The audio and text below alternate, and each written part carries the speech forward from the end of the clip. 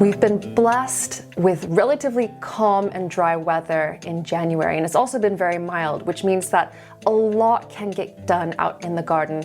And in our new vegetable garden, we have been putting in more no-dig beds and filling them up. I've been planting quite a few bare root fruit trees. Now, these are trees that would arrive in the post without any soil around their roots, and they're really inexpensive. You can only get them in winter. And I highly recommend them for your garden as well. Every garden needs at least one tree. We've also recently submitted planning permission to put in a polytunnel, and it's been approved.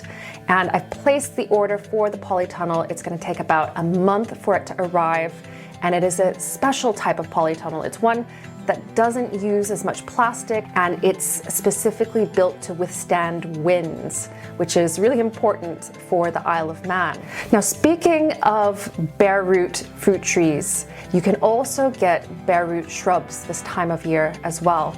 And we have started putting in some wildlife-friendly edible hedging along the side of our garden. And we're about halfway down that stretch now, and more shrubs are on the way. And it's a mixture of crabapple and sloes and elder and all different sorts of fruit trees and trees that produce edible flowers, nuts, and berries. And it's going to be for us as well as wildlife, so I cannot wait for that to start filling in and for the first harvests. As far as seeds are concerned, it is still very, very early in the year. And here on the Isle of Man, most seed sowing happens after mid-February, with just a few exceptions. And those exceptions are really only if you have a heated propagator and grow lights. And I have both, and so I have started aubergines and some very spicy peppers, and they are sitting on that heat. They have yet to germinate. They can take up to 3 weeks. And then next I'll be sowing some onion seed as well.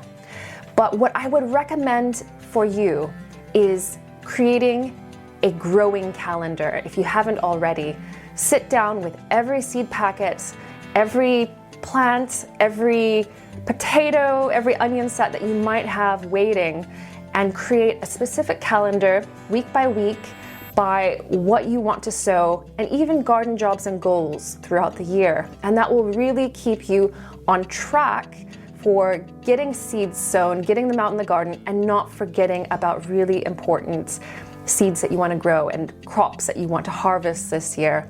And if you'd like to see how I have created mine, I have a 5-step garden plan video up right now on the Lovely Greens YouTube channel. And alongside that, there's also a new video showing how to make willow garden obelisks. And I had a workshop just recently with John Dog Callister, and we showed about 20 people how to make them.